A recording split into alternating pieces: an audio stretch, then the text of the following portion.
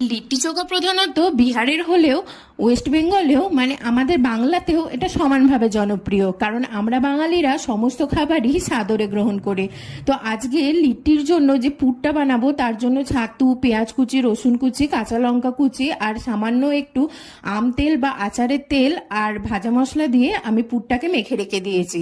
এরপরে চলে আসবো আটা মাখায়। তো তার জন্য আটা নিয়েছি পরিমাণ মতো ঘি, 1 চামচ বেকিং সোডা বা বেকিং পাউডার আর তার সাথে নুন আর জোয়ান।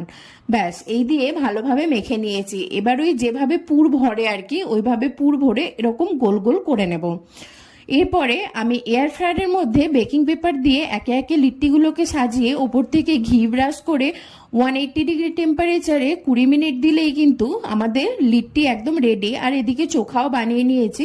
আর আমি গ্রিন চাটনি, চোখা আর লিট্টি সার্ভ করেছিলাম ঘিয়ে ডুবিয়ে। আমার ভিডিও ভালো লাগলে চ্যানেলটা অবশ্যই